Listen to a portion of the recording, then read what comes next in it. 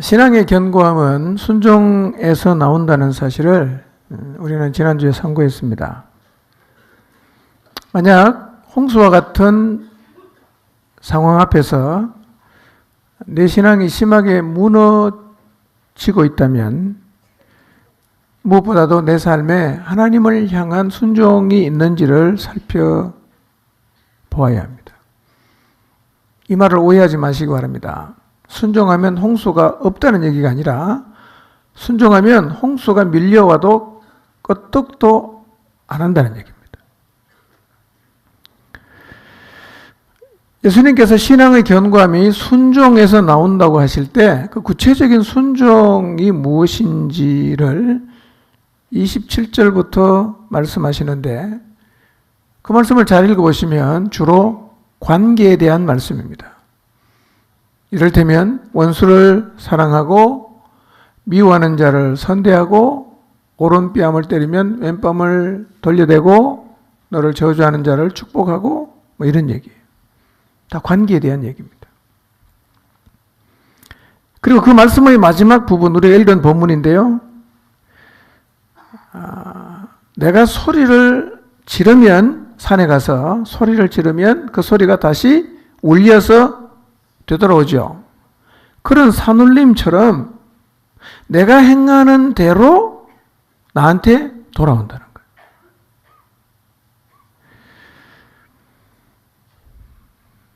다른 사람과의 관계에 있어서 내가 다른 사람을 대하는 대로 나도 대우를 받습니다.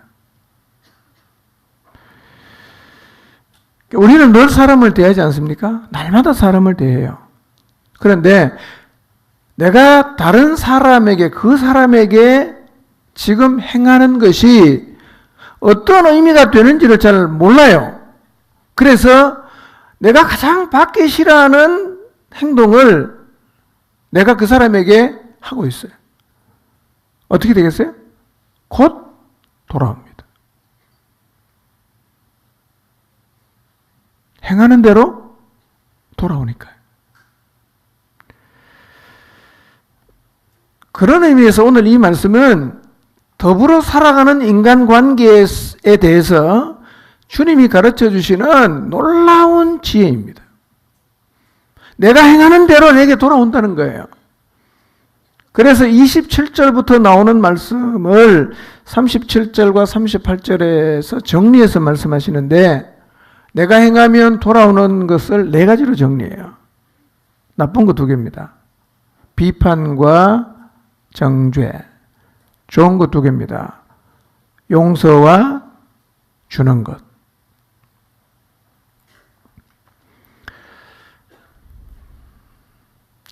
좋은 거 두 개, 나쁜 거 두 개예요. 이게 무슨 얘기겠습니까?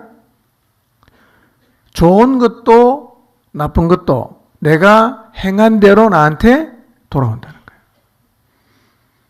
그럼 좋은 거를 많이 우리가 나눠줘야 되잖아. 좋은 행동을 많이 해야 되잖아. 좋은 행동을 돌려받기를 기대하면서 우리는 나쁜 행동을 더 많이 해요. 어떻게 되겠어요?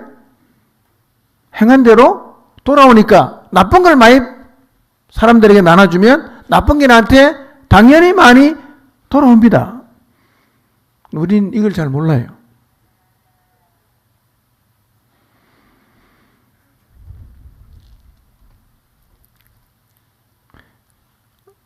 비판, 정죄, 용서, 주는 것. 이건요, 우리의 삶에서 일상처럼 늘 당면하는 현재적인 문제입니다. 아주 현실적인 문제예요. 우리는 날마다 오늘도 내일도 모레도 세상 사는 날 동안에는 늘 이 네 가지의 문제 앞에 직면합니다. 그러니까 이제부터라도 우리는 나의 말과 행동이 결국은 나한테 되돌아온다는 사실을 기억하고 생각하면서 행동해야 되고 생각하면서 말해야 됩니다. 내가 누군가를 막 비판했어요. 그럼 결국 누구를 비판하는 겁니까? 나를 비판하는 거하고 똑같습니다. 막 정죄를 했어요. 상대를. 결국 그게 누구를 정죄하는 겁니까? 자기를 정죄하는 것과 똑같습니다. 우리는 이걸 잘 몰라요. 자꾸 까먹어요. 그래서 예수님은 이 말씀을 통해서 지극히 높으신 이의 아들처럼 사는 것이 어떤 것이고, 다른 사람들과 더불어 살아갈 때 우리가 가져야 되는 자세가 무엇인지를 보여줍니다. 그래서 이 말씀은 다른 사람과 관계를 잘 맺을 수 있는 열쇠와도 같은 말씀이에요. 어떻게 하면 다른 사람과 관계를 잘 맺을 수 있는가? 그 질문에 대한 해답을 오늘 말씀을 통해서 예수님께서 우리에게 주십니다. 우리는 세상을 무인도에 사는 것처럼 혼자서는 살 수가 없습니다. 그런데 오늘날에는 세상을 혼자서 살 수 있다고 생각하는 사람이 있는 것 같습니다. 그래서 혼자만의 세계에 갇혀서 다른 사람을 인식하지 않고 그냥 자기가 하고 싶은 대로 살아갑니다. 자기 스스로가 다른 사람에게서 자기 자신을 고립시키며 살아갑니다. 근데 인생은 그렇게 살 수 없거든요. 너무 안타까운 일입니다. 아마 이 사람들은 다른 사람들과 관계를 맺지 않는 환경에서 늘 홀로 외롭게 살아왔기 때문에 그런 삶에 익숙해져 있고 혼자만의 세계에 갇혀서 살다 보니까 더불어 살아가는 방법을 배우지 못했을 것입니다. 그래서 이런 사람은 사랑, 용서, 용납, 베품, 나눔, 원수를 선대하라, 다른 사람을 용납해라, 자비롭게 대해라, 이 이유를 모르는 거예요. 왜 그렇게 해야 되냐 이거예요. 나만 잘하면 되지. 그러니까 고립되어 살아가는 사람은 다른 사람에게 왜 용서를 해야 되고 왜 베풀어야 되는지를 이해를 못하는 거예요. 그냥 내가 가지면 내 혼자 살면 되지 왜 내가 다른 사람에게 퍼줘야 되냐 이거예요. 도대체 이해가 안 된단 말이에요.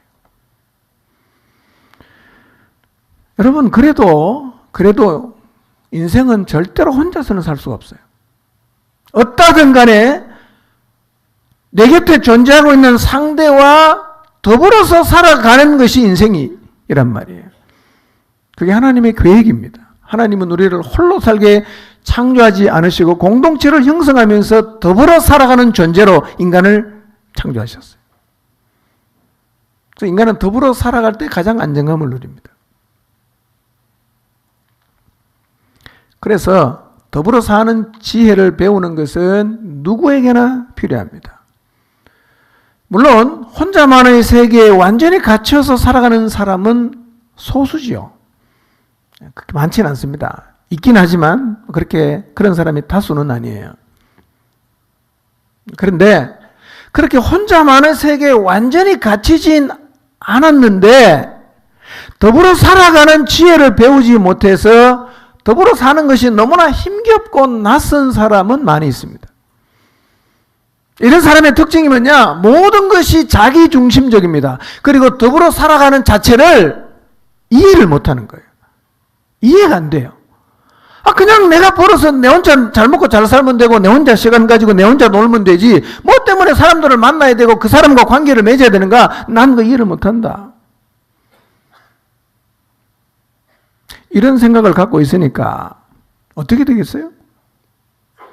더불어 사는 자리에 와도 다른 사람을 인식하지 않습니다. 그냥 자기 식대로 해요. 그럼 곁에 사람이 어떻게 됩니까? 불편하죠. 힘들죠. 그러다 보니까 이런 사람은 다른 사람하고 잘 지내지를 못합니다. 가능하면 안 지내려고 그래요. 가능하면 혼자 있으려고 그래요. 인생을 혼자 살 수 있나요? 결혼도 해야 되고 결혼해도 옆에 앉아서 사람이 있잖아. 좀 더 지나면 또 애가 있잖아. 직장 가도 애가 있잖아. 학교 가도 애가 있잖아. 혼자 있는 데는 PC방이나 그런 데밖에 없어요. 늘 인생을 PC방에서 살 수 있나요? 돈 벌러 가야 되잖아. 결혼도 해야 되잖아. 그래서 혼자 있는 게 좋지만 어쩔 수 없이 더불어 살게 되는 상황이 오면 늘 파열음이 생기는 거예요. 상대를 열받게 해요. 그리고 상처를 주고받아요. 만나면 그런 일이 계속 생겨요. 반복적으로 경험하는데 문제는 뭐냐? 더불어 사는 법을 배운 적이 없기 때문에 안 되는 거예요. 관계가 틀어지면 푸는 방법을 한 번도 경험한 적이 없다 보니까 풀 수가 없어. 인생이 괴롭습니다. 힘들어요.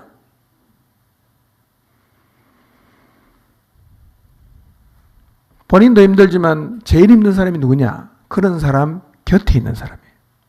곁에 있는 사람. 날마다 열받습니다. 날마다 힘들어요. 이렇게 다른 사람들과 더불어 살지 못하는 사람이 많아지니까 삐걱거리는 가정이 많아요. 교회도 그런 사람이 들어오면 삐걱거리는 거예요. 목장도 삐걱거립니다. 여러분 주변을 돌아보세요. 더불어 살아가는 지혜를 배우지 못한 배우자로 인해서 고통을 당하는 가정들이 많습니다. 그런데 이 지혜를 갖지 못한 사람은 그 배우자를 엄청 고통스럽게 하면서도 자기를 못 보는 거예요. 저 사람이 왜 힘들어하는지 나는 몰라. 상대는 죽을 정도로 힘든데 나는 모르는 거예요. 그리고 얘기해주면 이렇게 말합니다. 내가 뭘 잘못했는데. 자기를 인정하지 않아요. 어떤 일이 생깁니까? 인정하지 않으면 절대로 안 고쳐지고 안 고칩니다. 그러니 더불어 사는 사람, 그 옆에 있는 사람은 굉장히 힘듭니다.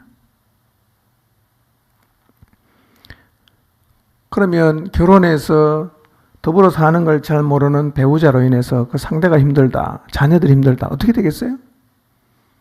그 와중에서 아내도 그 배우자 남편도 둘 중에 하나가 망가져 가겠죠? 그리고 그 자식들도 다 망가집니다. 다 망가져. 가끔씩요, 이런 가정을 보면 자녀들이 너무너무 망가지는 거예요. 어떻게 할 수가 없어요. 너무 안타까워요. 네. 부모가 돼서 부부가 싸우는 거는 괜찮은데요. 자식은 어떡할 거예요? 얘를 내가 다 망가뜨려 놓으면 얘 인생은 누가 책임집니까? 네. 그러니 더불어 살아가는 지혜를 갖지 못한 것이 이렇게 많은 영역에서 사람들을 힘겹게 하고 고통스럽게 합니다. 그래서 우리는 다른 사람과 더불어 잘 살아가기 위해서 배워야 되는 지혜가 있는데요. 오늘 예수님께서 주신 4가지 말씀이 있어요. 오늘 2가지만 먼저 살펴보겠습니다. 더불어 살아가는 지혜가 없는 사람들에게서 나타나는 모습이 여러 개가 있는데, 첫 번째는 뭐냐? 비판을 참 잘해요. 비판을 잘합니다.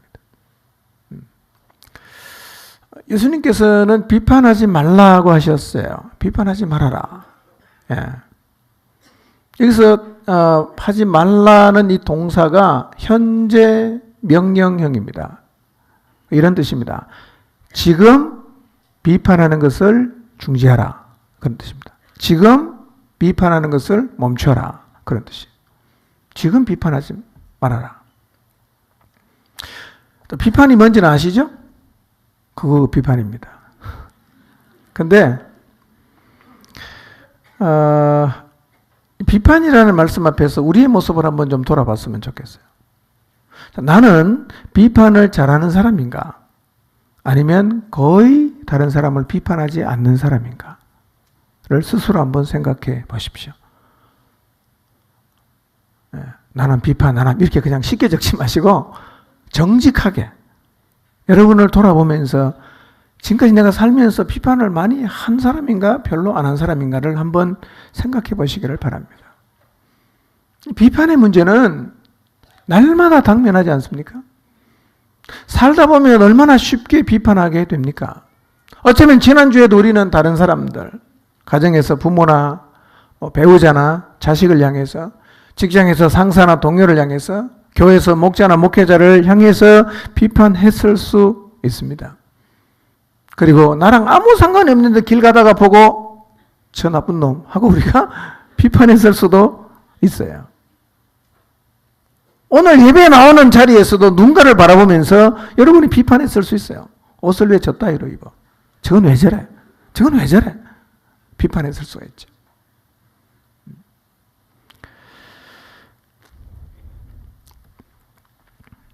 비판은 내가 비판을 많이 한다. 이건 무슨 얘기냐면 더불어 살아가는 지혜가 나한테 없다. 그런 말입니다. 비판을 많이 한다는 얘기는 나한테 지혜가 없다는 거예요. 무슨 지혜? 더불어 살아가는 지혜가 없다는 거예요. 인생은 무조건 더불어 살아가야 됩니다. 그러면 더불어 살아가는 지혜가 없으면 인생이 재밌겠어요? 힘겹겠어요? 힘겹죠. 늘 화가 나 있고 늘 씩씩거리고 늘 속에 뭐가 이렇게 분노가 담겨 있고 그렇게 되는 거예요.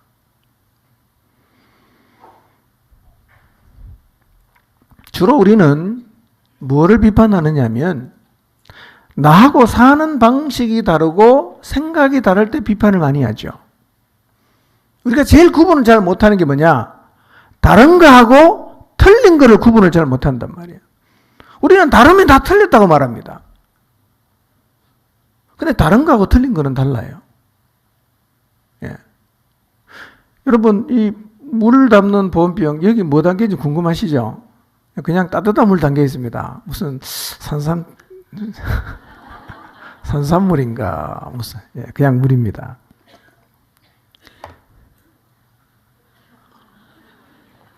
근데 물을 담는 이 보온병은 종류가 굉장히 많아요. 근데 이 보온병이랑 다르게 생기면 다 보온병이 아닙니까? 다 잘못된 겁니까? 아니죠. 다양하게 생길 수 있잖아요. 머리를 꼭 파마만 해야 됩니까? 쇼커트는 안 되나요? 길면 안 됩니까? 그건 다 뭐죠? 다른 거죠. 틀린 게 아니라는 거예요. 그럼 우리는 나하고 다르면 일단 자꾸 틀렸다고 인식을 한단 말이에요. 그러니까 비판합니다. 여러분, 아이를 기르는 방식은 차이가 있죠. 물론 가끔씩은 틀린 거 있습니다. 예, 갓난아이를 막 누워있는 아이를 뺨을 때린다 그래. 이건 틀린 거예요. 예. 근데 기저귀를 목욕탕에서 갈 거냐, 방에서 갈 거냐, 거실에 갈 거냐, 그건 자유지. 어떤 사람은 꼭 화장실에 가서 기저귀 가는 사람이 있고, 어떤 사람은 방에 가서 가는 사람이 있는데요. 그거는 틀린 게 아니죠. 다른 거예요. 아이 기르는 방식의 차이가 있고, 가치의 차이가 있고, 우선순위도 사람마다 다 다를 수 있고, 좋아하는 것도 다 다르고, 이런 차이는 얼마든지 존재할 수가 있단 말이에요. 그런데 우리가 이런 차이를 틀렸다고 인식을 하게 되면 비판하게 되죠. 그러면 세상에는 비판할 일이 너무 많아집니다. 근데 혹시 내가 말이에요, 다른 것을 자꾸 틀렸다고 인식을 해서 상대를 비판하는 것이 습관이 되어버린 것은 아닌지를 돌아볼 필요가 있어요. 여러분 정직하게 한번 돌아보십시오. 나는 비판하는 습관을 가지고 있지는 않는가? 목장에 가도 다 내 눈에는 그것만 보이는 거예요. 얘는 이게 문제고, 얘는 이게 문제고, 목자는 이게 틀렸고, 다 이렇게. 예. 그거 참 복이 없는 겁니다. 본인이 얼마나 괴롭겠어요. 근데 여러분, 다름과 틀림의 차이를 인식을 하셔야 됩니다. 그런데 문제는 다른 사람을 비판하는 게 왜 문제가 되냐? 내가 비판하는 만큼 비판이 돌아옵니다. 이게 문제예요. 내가 누군가를 비판했어요. 근데 그 비판이 결국 나한테 돌아오는데요. 이런 과정을 거쳐서 대개는 돌아옵니다. 내가 누군가를 막 비판했어요. 본인이 없는 자리에서 딴 사람한테. 그러면 내가 저 사람을 막 비판하고 욕을 했는데 이거는 몇 사람을 거쳐서 결국은 다시 어떻게 됩니까? 그 사람의 귀에 들어가요. 그럼 여러분, 누군가가 여러분을 뒤에서 막 욕했다는 소리를 들으면 기분이 아주 상쾌해집니까? 예? 기분 나빠지죠? 어떻게 반응합니까? 니는 뭘 잘하는데? 이렇게 나오잖아. 그러니까 비판을 받으면 대개는 그 사람을 또 비판함으로 되갚아 준단 말이에요. 그러니까 비판하는 것이 습관이 되면 비판을 받는 게 일상화되는 거예요. 늘 사람들이 나를 욕합니다. 진짜 나쁜 놈이라고. 예. 입이 싸다고. 욕한다고. 나한테 비판하는 거예요. 그러면 비판을 서로 주고받으면 어떻게 되죠? 관계가 나빠지잖아. 불편해지잖아. 그래 비판을 많이 하면 곁에 사람이 없어요. 고립이 되게 되어 있습니다. 이 모든 것을 알고 계신 예수님께서 가르쳐 주신 지혜가 뭐냐? 너 비판받기 싫지? 그러면 이제부터 비판하지 마. 이렇게 말씀하시는 거예요. 여러분 비판받기 싫죠? 어떻게 하면 되죠? 비판하지 마세요. 어느 순간 여러분을 비판하는 사람이 없어집니다. 저는 이 말씀을 읽으면서요, 야, 이게 진짜 놀라운 지혜다. 놀라운 지혜다. 우리는요, 비판받는 걸 싫어하면서도 계속 누군가를 비판해요. 지혜가 없는 거죠. 혹시 여러분 누군가로부터 비판을 많이 받고 계십니까? 왜 사람들이 나를 비판하는 것 같아요? 아마 내가 다른 사람을 비판을 많이 했기 때문에 던진 대로 나한테 돌아와서 그럴 가능성이 많습니다. 아이러니한 것은 뭐냐? 우리는 다른 사람을 비판하는 것은 참 쉽게 하고 좋아하는데 다른 사람이 나를 비판하는 것은 굉장히 힘들어하고 억울해합니다. 그렇죠? 굉장히 기분 나빠하잖아요. 그런데 이 비판을 받지 않는 방법을 몰라서 받으면서도 계속 하기 때문에 계속 돌아오는 거예요.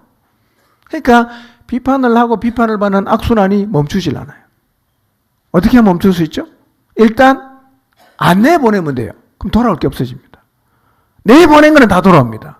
예수님 말씀이에요. 그러니까 그걸 받기 싫으면 뭘 하면 됩니까? 아예 안 내보내면 되는 거예요. 뭐를 하지 말라? 비판을 그냥 하지 마세요. 그냥 하지 말라고. 근데 비판을 하는 사람에게는 이런 심리가 마음바탕에 깔려 있어요. 그게 뭐냐면 되게 자신은 정의롭다는 거예요. 굉장히 정의감이 불탑니다. 자기는 모든 일이 완벽하다고 생각합니다. 그래서 놀랍게도 나는 비판할 자격이 있다고 생각합니다. 이런 사람이 많아요. 근데 여러분 비판 많이 하는 사람 보세요. 비판 받을 일이 진짜 많습니다. 진짜 많아요. 예. 그러니까 내가 정의롭고 나는 완전하기 때문에 비판할 자격이 있다는 생각을 만약에 여러분이 지금 하고 계신다면 그것은 굉장한 착각이고 심하면 병입니다. 그게요. 고약한 병이에요. 예. 그 병 고쳐야 됩니다. 그 생각 안 바꾸는 한 여러분은 비판하는 입술을 멈출 수가 없습니다. 기억하십시오. 나는 특별히 정의로운 사람 아닙니다. 우리 모두 그렇습니다. 완전한 사람 아니죠. 우리는 매우 연약합니다. 부족합니다. 실수도 많이 하고 죄인의 본성을 가진 존재들입니다. 여러분 남은 모르지만 여러분 자신이 알고 있는 여러분을 살펴보세요. 완전한 사람입니까? 실수가 없나요? 양심에 꺼린 일 없나요? 다 있잖아요. 진짜 없나요? 자, 디모데 전서 1장 13절에서 15절을 보겠습니다. 읽습니다. 시작.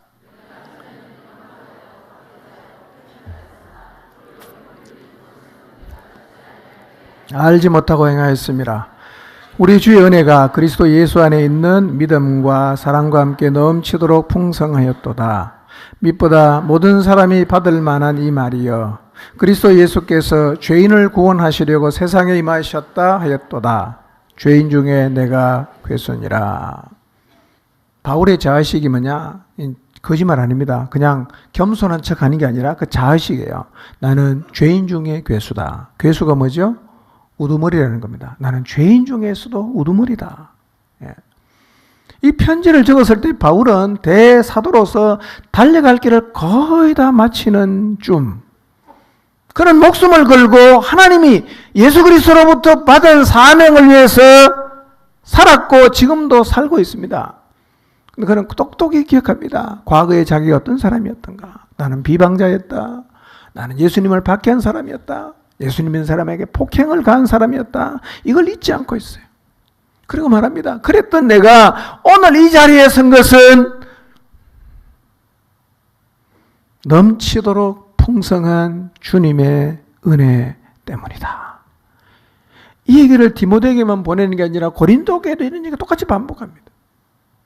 나 이런 사람이다. 나 정말 내세울 게 없는 사람이다. 나는 죄인 중에 우두머리다. 여러분, 우리도 주님의 은혜가 없었을 때를 돌아보면 바울과 버금가는 정도가 아니라 바울보다 더 중한 죄를 지었던 죄인의 우두머리였을 것입니다. 여러분, 바울이 이렇게 말하지만요, 바울은 그리스도인을 핍박할 때도 양심을 따라서 했어요. 자기가 하나님이라고 말하는 이 예수라는 사람은 죽여야 되고 그를 따르는 사람은 다 죽여서 이 종교 자체를 없애야 된다라는 하나님 앞에서 부끄럽지 않는 양심의 근거에서 그런 행동을 했단 말이에요. 성경을 읽어보세요.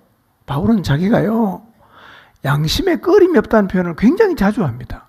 저는 그거 읽을 때마다 부끄러워요. 어떻게 이런 표현을 할 수 있을까? 무슨 얘기냐? 바울은요, 그렇게 얕게 살지 않았어요. 정말 양심에 부끄러움이 없이 핍박을 하는 것도 하나님 앞에 그건 해야 되는 자기의 일이라고 생각해서 했단 말이에요.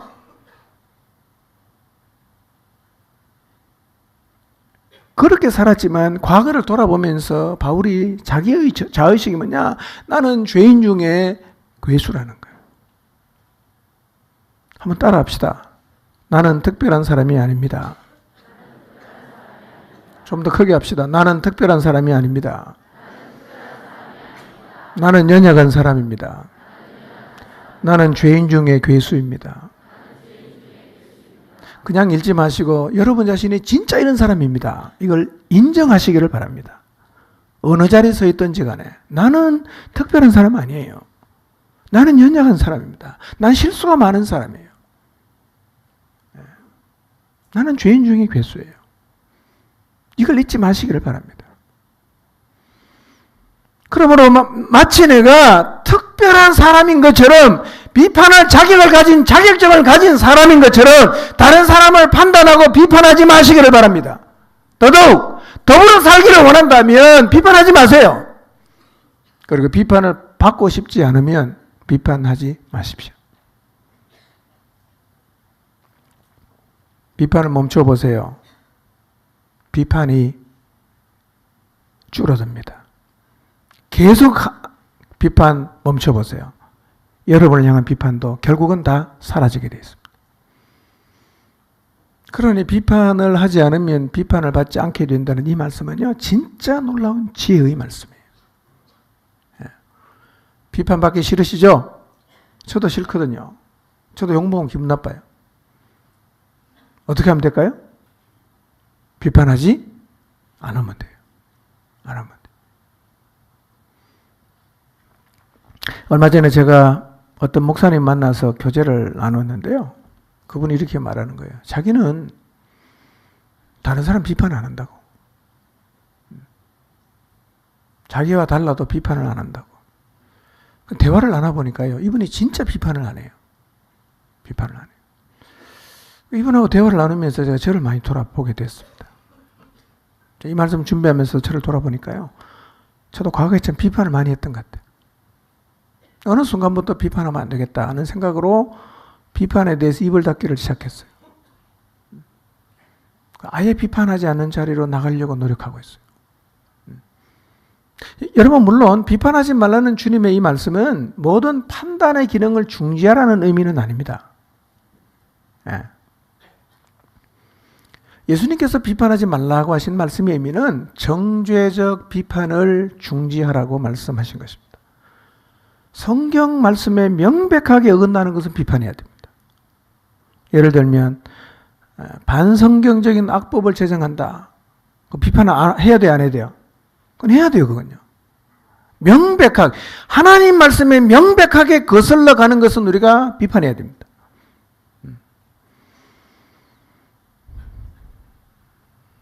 또 예수님께서 비판하지 말라고 하신 것이 다른 사람의 죄를 내가 보고도 못 본 척하면 하나님이 내 죄도 못 본 척 하겠다 라는 의미는 맞을까요, 틀릴까요? 맞을까요, 틀릴까요? 틀리는 거예요. 누군가가 죄를 지었다. 비판하지 말라 그랬지. 내버려둬. 그러면 나도 죄를 지으면 하나님이 다 괜찮아. 내버려둬.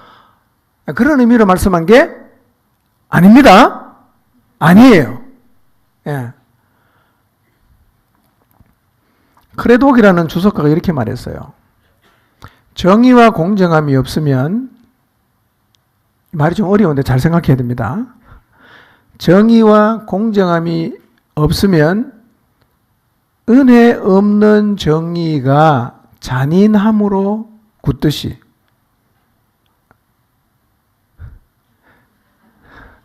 정의와 공정함이 없는 은혜는 방임으로 전락하고 만다는 거예요.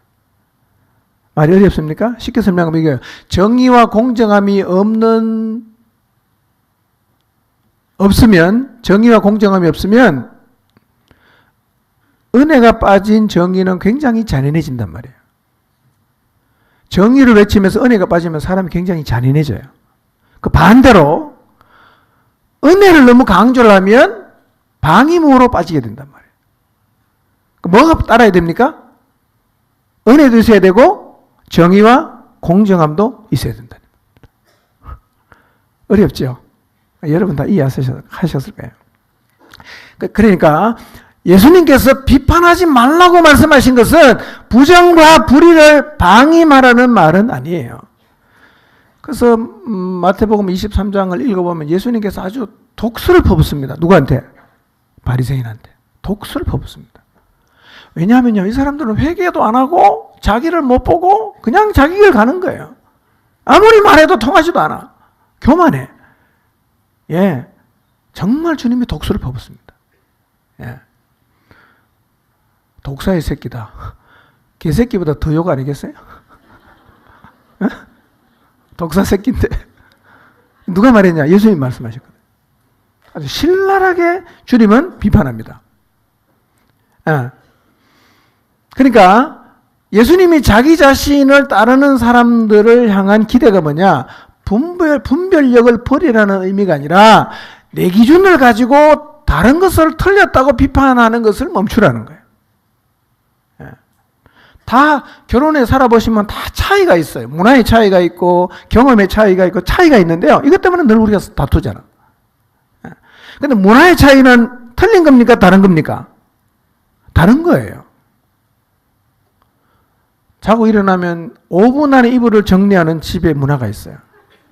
근데 자고 일어나면 그냥 내버려두고 나가는 문화가 있어요. 예, 틀린 건 아니에요. 예, 정리하는 게 좋긴 하지만 틀렸다고 말하면 이 곤란합니다.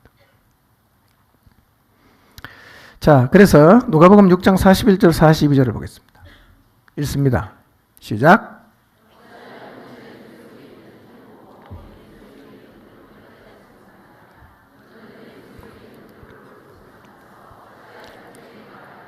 형제여, 나로 내 눈 속에 있는 티를 빼게 하라 할 수 있느냐? 외식하는 자여, 먼저 내 눈 속에서 들보를 빼라. 그 후에야 내가 밝히 보고 형제의 눈 속에 있는 티를 빼리라. 예, 형제의 눈 속에 있는 티는 보면서 자기 눈 속에 있는 들보. 티가 뭐죠? 날아다니는 티는 잘 보이지도 않는 거예요. 아주 작은 거예요. 들보는 뭐죠? 전봇대라고 생각하세요. 전봇대. 그러니 잘 보이지도 않는 형제 눈 속에 있는 티는 막 예리하게 찾아내갖고 비판하면서도 자기 눈에 뭐가 있어요? 전봇대가 하나 꼽혀 있는데 그건 못 본다는 얘기죠. 주님이 책망하신 겁니다. 근데 사실은 이게 오늘 우리들이 안고 있는 문제입니다. 비판하기를 좋아하는 사람을 보면 다는 아닌데 대개는 자기가 들보 같은 허물을 갖고 있습니다. 그런데 이 사람이 티를 갖고 있는 형제를 보고 얼마나 비판을 할지 몰라요. 그래서 예수님께서 눈 속에 들보가 있는데 형제 눈에 있는 티를 자꾸 빼라고 말하는 사람을 가르쳐서 뭐라고 얘기하느냐? 위선자라 그러는 거예요. 외식하는 자여, 위선자여, 이 말입니다. 그리고 그 위선자들을 향해서 뭐라고 말씀하십니까? 네 눈에서 들보를 빼내는 노력부터 하라는 거예요. 자기를 보고 자기의 잘못을 고치려는 노력을 하는 사람은 사실은 다른 사람을 비판할 시간도 없어. 이해가 돼. 내가 이거를 들보를 빼려고 하니까 잘 안 되는 거예요. 너무너무 힘들어요. 그러니 형제가 내 마음에 들지 않는 행동을 하는 게 이해가 되는 거예요. 내가 이렇게 힘든 걸 보니까 쟤도 노력해도 잘 안 되는구나. 이렇게 된단 말이에요. 그 잘못이 뭐냐면 같은 잣대를 가지고 먼저 자기를 비판을 해야 되는데 자기를 비판하지 않고 다른 사람을 비판하는 게 잘못이란 말이에요. 올바른 순서는 누구부터 해야 됩니까? 나한테 먼저 해야 돼요. 덜법부터 빼내야 돼요. 그리고 나면 다른 사람을 비판하는 자리가 아니라 돕는 자리로 나갈 수가 있어요. 자, 비판하지 말라고 하신 말씀 앞에서 한번 우리의 모습을 봅시다. 여러분, 비판하는 사람이 어디에 잘 불탄다 그랬어요? 정의감에 불타거든요. 그래서 막 목소리 높여 비판하는데 잘 보세요. 내 안에 덜보가 없는지. 그리고 덜보부터 빼내는 노력을 먼저 해야 됩니다. 자기 안에 있는 덜보를 빼내는 노력을 하는 사람은요, 거의 다른 사람을 비판 안 합니다. 안 합니다. 왜냐하면 자신의 덜보를 보는 사람은 겸손해집니다. 겸손해집니다. 비판 잘 안 해요.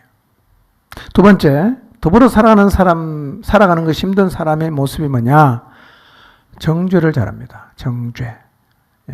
정죄를 표준 세번역에서는 심판이라는 말로 번역했습니다. 정죄하지 말라는 말은 네가 판단하거나 심판하지 말라는 말입니다. 물론 이 말씀은 예수님이 법정에서 재판하는 것을 금한다거나 선과 악을 구분하는 자체를 금하신 건 아닌데, 주님이 금하신 게 뭐냐면 자기 스스로 재판 자리에 앉아서 다른 사람을 판단하고 정죄하는 것을 금하신 거예요. 근데 이 동사 역시 현재 명령법입니다. 이런 얘기입니다. 지금 정죄하기를 멈춰라. 지금 심판하기를 중단하라. 그런 얘기입니다.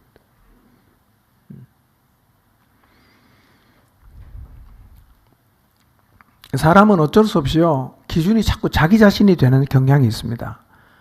그 자기 자신이 기준이 되면 다른 사람을 우리는 심판을 자꾸 하게 돼 있어요. 내가 이런 사람은 아닌지를 한번 돌아봅시다. 내가 이런 나쁜 습관을 가지고 있는 것이 아닌지를 한번 돌아봅시다. 누구든지 선악을 구별해야 되지만 판결은 하나님의 고유한 영역이기도 한데요. 자, 고린도전서 4장 3절 4절 말씀 세 번역으로 한번 읽어보겠습니다. 읽습니다. 3절에서 5절까지 시작.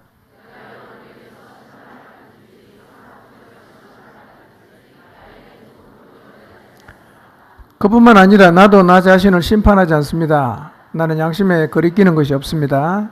그러나 이런 일로 내가 의롭게 된 것은 아닙니다. 나를 심판하시는 분은 주님이십니다. 그러므로 여러분은 주님께서 오실 때까지 아무것도 미리 심판하지 마십시오. 주님께서는 어둠 속에 감추인 것들을 환히 나타내시며 마음속의 생각을 드러내실 것입니다. 그때 사람마다 하나님으로부터 칭찬을 받을 것입니다. 바울의 말이 이거예요. 나는 다른 사람에게 심판을 받던 세상의 법정에 가서 심판을 받던 나한테는 그게 문제가 되지 않는다. 왜? 다른 사람이 나를 혹은 세상의 법정에서 나를 어떻게 심판을 하든 그들의 심판에 의해서 자기 인생이 평가되는 게 아니라 자기가 주님 앞에서 살아온 그 인생은 진짜 심판주 대신 하나님에 의해서 판단이 된다고 믿었기 때문에 사람들이 자기를 어떻게 심판하든지 나는 그거 상관 안 한다. 그 얘기거든요. 물론 이 말은 오용이 될 수는 있지만 굉장히 중요한 말씀이에요. 여러분, 복음을 위해서 열심히 살아가고 하나님 말씀을 따라 순종하려고 막 일을 서는데 여러분의 친척이 여러분을 향해서 정죄할 수 있습니다. 왜 그따위로 사냐 막 하잖아요. 어쩌면 이제 세상 법에서도 주님을 잘 따라가면 재판할 수도 있는 시대가 올지는 모르겠는데,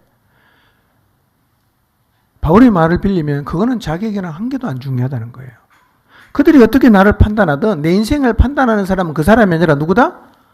하나님이기 때문에 나는 하나님 앞에 하나님 말씀을 따라 살면 되지, 누가 뭐라고 하든 나는 거기에 대해서는 별로 관심이 없다 라는 게 바울의 얘기입니다.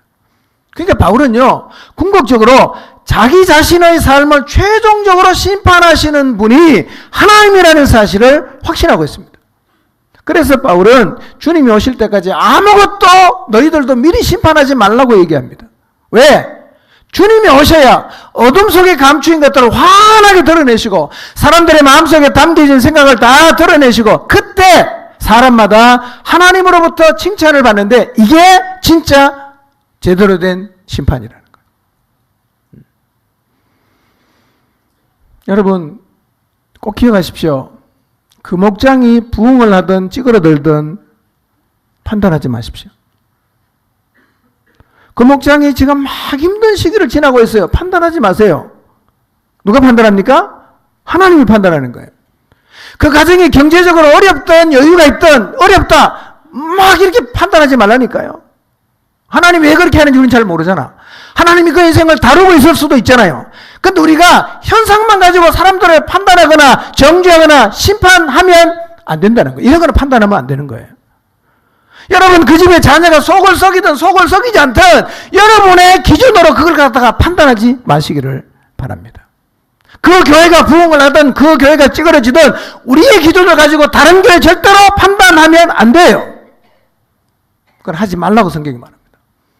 그 목장도 그 가정도 그 교회도 지금 힘든 시기를 지나고 있지만 최종 심판은 어둠 속에 감추인 것들을 환하게 드러내시고 마음속에 있는 생각을 다 드러내시는 그분이 오실 때 그때 진짜 그분이 심판하는 거예요. 판단한단 말이에요. 그런 면에서 우리는 정죄하지 말고 심판하면 안 되는 거예요. 다른 목장 함부로 말하지 마세요. 다른 교회 말하지 마세요. 다른 가정 말하지 마세요. 그 사람은 잘 믿는데 왜 그렇게 가난하게 살아? 예. 우린 잘 몰라요. 그를 사랑하시는 하나님이 다루고 있으면 우린 잘 모른다고. 지금 나타나는 현상만 가지고 옳다 그러다 뭐 벌받았다 이런 얘기 절대로 하지 마시길 바랍니다. 성경이 정죄하지 말라고 말씀하십니다. 그런 입방아들이 얼마나 많아요. 누군 이랬대, 누군 저랬대. 아마 이래서 그럴 거야. 뭐 우리 기준을 가지고 막 그냥 사람을 도마 열려놓고 막 하지 않습니까? 예수님이 하지 말래요. 네가 그렇게 하면 다른 사람도 너를 도마 열려놓고 그렇게 정죄하고 판단하고 심판할 거라.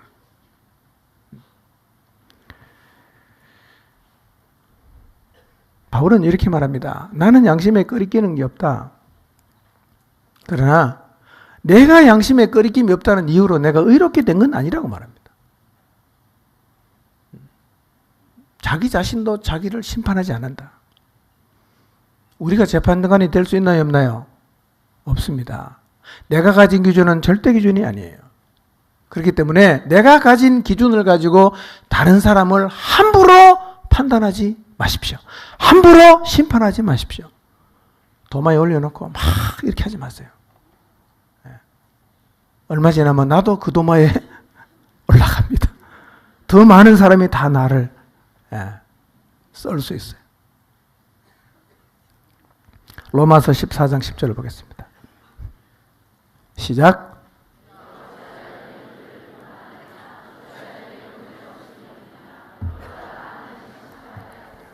네. 우리가 다 하나님의 심판대 앞에 선다는 거예요.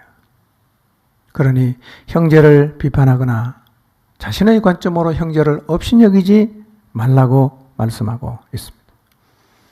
오늘 이 말씀을 들으면서 혹시 여러분의 목자가 여러분을 판단한 것, 틀렸다고 말한 것들이 생각나시는 분이 계실지 모르겠어요. 그때 목자가 나보고 믿음이 없다 그랬어. 그때 목자가 나를 보고 지금 하고 있는 게 틀렸다고 말했어. 그렇게 하면 안 된다고 말했어. 아, 우리 목자가 잘못해서 나를 심판했구나. 라는 생각을 하실 분이 계실지 모르겠습니다. 이 부분은 주의할 필요가 있습니다. 그러나 기억하십시오. 만약에 하나님 말씀과 상관없이 살아가는데 아무도 거기에 대해서 판단을 하지 않으면 교회도 가정도 매우 혼란스럽게 될 것입니다. 목자는 교회에 하나님이 세우신 지도자는 양들을 책임을 지는 사람입니다. 그래서 목자는 양들의 상태를 판단해야 됩니다. 뭔 소리요? 앞뒤가 안 맞네? 여러분, 지도자는 양의 상태를 판단해야 돼요. 여러분, 목자가 양이 100마리 있는데 판단을 안 해. 병이 걸리고 뭐든 다 판단을 안 해. 그럼 어떻게 됩니까? 다 죽지요. 절면 붙잡아 놓고 왜 저는지 다 조사를 해갖고 병원에 데리고 가야 되지 않겠어요? 우리의 능언하게 될 수도 있고요. 예, 무슨 이 틀에, 예, 이 벌레가 생겼으면 그 잡아내야 되지 않겠어요? 아, 나는 판단 안 해. 그냥 알았어요. 이렇게 하면 안 되죠. 그래서 교회 안에도 지도자는 양들을 판단해야 됩니다. 예, 갑자기 뻥해지죠? 금세하지 말라고 해놓고. 그럼 지도자 니네끼리 다 해먹겠다는 얘기인가? 전제가 되는 게 있습니다. 목자, 지도자는 이래야 됩니다. 첫째, 끊임없이 말씀 앞에서 자기를 돌아보는 일을 해야 됩니다. 첫째, 끊임없이 말씀 앞에서 자신을 돌아봐야 돼요. 둘째, 자기 눈 속에 있는 들보를 보고 빼내려는 노력을 계속하고 있어야 됩니다. 셋째, 하나님의 말씀이 아닌 자기 기준으로는 절대로 판단하면 안 돼요. 이 전제가 충족이 되면 하나님이 세워주신 지도자는 양들을 훈계하고 책망하고 때로는 판단도 해야 됩니다. 예를 들면 이단에 물들었다. 판단해야죠. 가만히 놔두면 됩니까? 판단해야 됩니다. 심각한 죄, 명백한 죄에 빠졌다. 판단해야 됩니다. 계속해서 불순종한다. 판단해야 됩니다. 제가 지금 추측으로 말하고 있는 게 아니라 성경이 그렇게 하고 있어요. 찾아보겠습니다. 고린도전서 5장 1절에서 3절입니다. 읽겠습니다. 시작.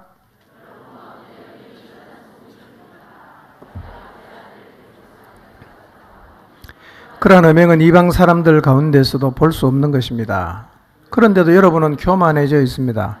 오히려 여러분은 그러한 현상을 통탄하고 그러한 일을 저지른 자를 여러분 가운데에서 제거했어야 하지 않겠어요? 나로 말하면 비록 몸으로는 떠나 있으나 영으로는 함께 있습니다. 마치 여러분과 함께 있듯이 그러한 일을 저지른 자를 우리 주 예수 이름으로 벌써 심판하였습니다. 바울이 심판했어요, 안 했어요? 했죠? 했어요. 이런 얘기입니다. 고린도 교회 안에 음행이 있었어요. 어떤 음행이냐? 자기 아버지의 아내를 데리고 살았어요. 친엄마는 아닌 것 같아. 첩이나 아마 그랬던 것 같아. 어쨌든 자기 아버지랑 살던 여자를 자기가 지금 데리고 같이 살고 있어요. 바울이 말합니다. 야, 이런 음행은 하나님이 없는 이방 사람들 가운데서도 볼 수 없는 거다.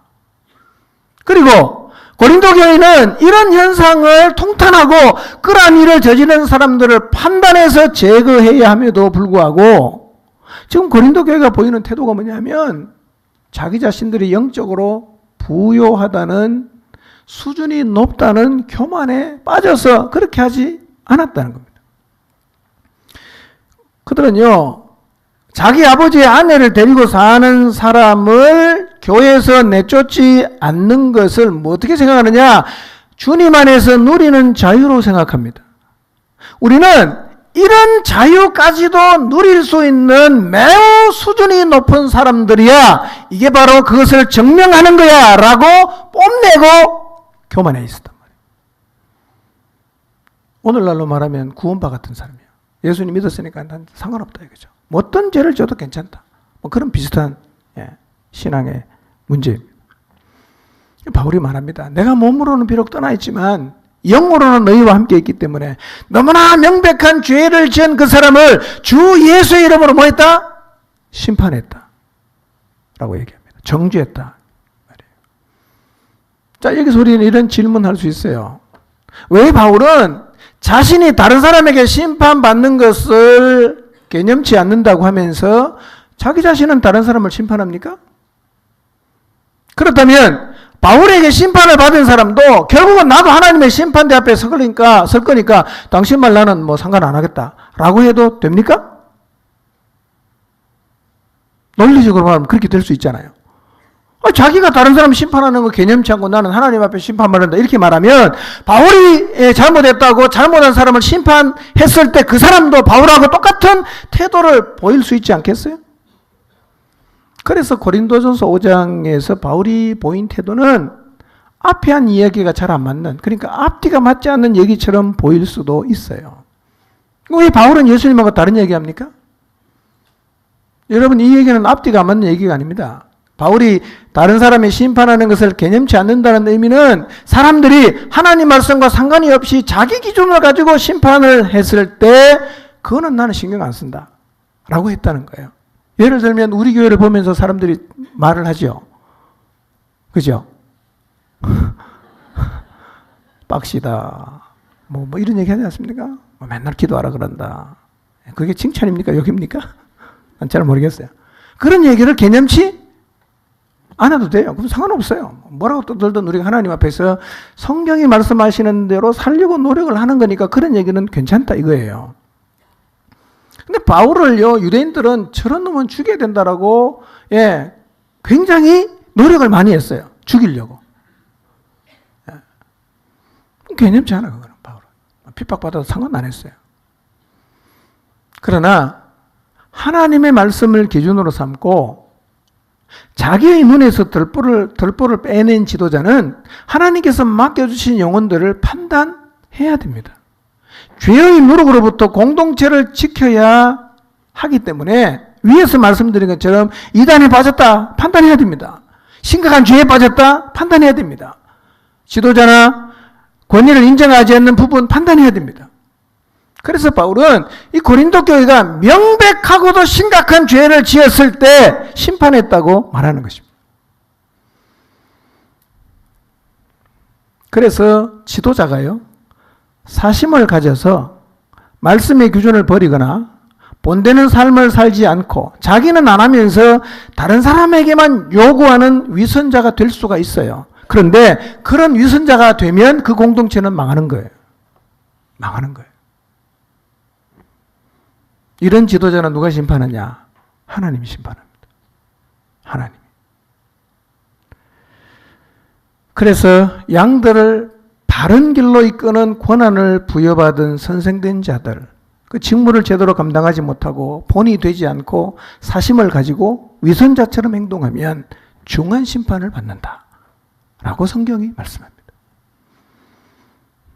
야고보서 3장 1절을 보겠습니다. 읽습니다. 시작.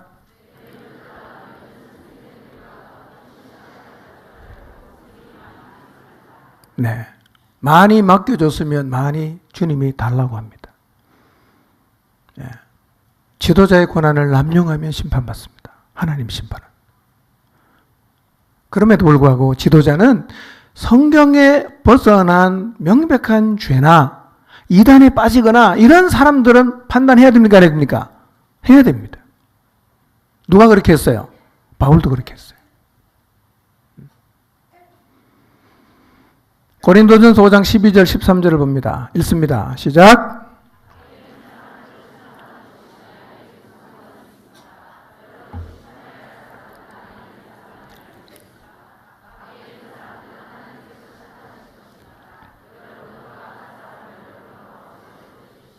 네.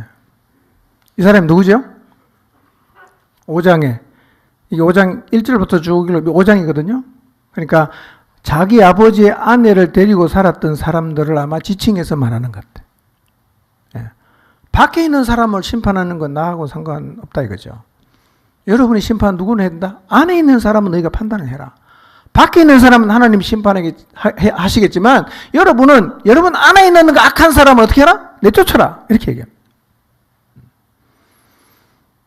죄를 짓고도 나는 이미 구원을 받았으니까 이런 죄 어떤 행동을 해도 문제가 되지 않는다는 교만한 태도를 보인 사람을 향해서 바울은 교회에서 내쫓으라고 얘기합니다. 왜 그럴까요? 그 앞에 있는 말씀은 누룩 얘기하거든요. 이게 누룩처럼 퍼져가니까 찝어서 버려야 됩니다. 물론 죄를 지었다고 다 쫓아내면 교인이 날로 줄지 않겠어요? 자, 우리가, 각 사람이 지은 죄를 낱낱이 찾아내서 이제 하나씩 쫓아내기 시작하면 한 명도 안 남을지 몰라. 누구를 쫓아냅니까? 죄를 지은 사람이 아니라 죄를 짓고도 회개하지 않는 사람. 뭐가 문제냐? 괜찮다. 쫓아내라는 거예요. 하나님 앞에 회개하면 같이 살아야죠. 우리도 똑같이 용서받은 죄인이니까. 오늘 이 말씀을 듣고 여러분 자신의 모습을 보게 되시기를 바랍니다. 근데 주로요, 말씀을 듣고 이런 말씀 듣고 회개하는 사람은 어떤 사람이냐? 비판을 거의 안 하고 정죄를 거의 안 하고 생각해보니까 몇 개가 생각나. 그래, 그때 내가 그랬구나. 막 회개합니다. 근데 늘 남을 심판하고 판단하는 사람은요, 회개 안 합니다. 회개 안 해요. 희한하죠? 그리고 이런 사람은 이 말씀을 들으면 자기를 보는 게 아니라 지목을 합니다. 그 사람 비판 잘하지, 그 사람 정죄 잘하지. 복이 없는 거죠. 예. 혹시 여러분 이 말씀을 들으면서 이런 반응이 생기면 회개하시길 바랍니다. 아무개 얘기네. 우리 목자 얘기네. 그봐, 우리 목자 틀린 거잖아. 이 다시 또 비판하고 판단하는 거 아닙니까? 제발 하나님 말씀 앞에서 이런 태도를 보이는 분이 없기를 바랍니다. 그리고 이 말씀 앞에서 다른 사람 보지 말고 자기의 모습을 보고 회개하는 자리에 서게 되시기를 바랍니다. 성경에 기록된 말씀을 명백하게 거부하거나 불신하면서도 회개하는 사람이 아니라면, 회개 안 하면 이 사람은 우리가 판단해야 됩니다. 그러나 자기의 기준으로는 절대로 다른 사람을 심판하거나 정죄하면 안 됩니다. 우리가 타인을 향해서 함부로 정죄하거나 심판해서 안 되는 또 하나의 이유가 있는데요. 나도 그 죄를 지을 가능성이 있기 때문에 그렇습니다. 로마서 2장 1절 2절을 보겠습니다. 로마서 2장 1절 2절. 있습니다. 시작. 그러므로 남을 심판하는 사람이여 그대가 누구이든지 죄가 없다고 변명할 수 없습니다. 그대가 남을 심판하는 일로 결국 자기를 정죄하는 셈입니다. 남을 심판하는 그대도 똑같은 일을 하고 있기 때문입니다. 하나님의 심판이 이런 일을 하는 사람들에게 공정하게 내린다는 것을 우리는 압니다.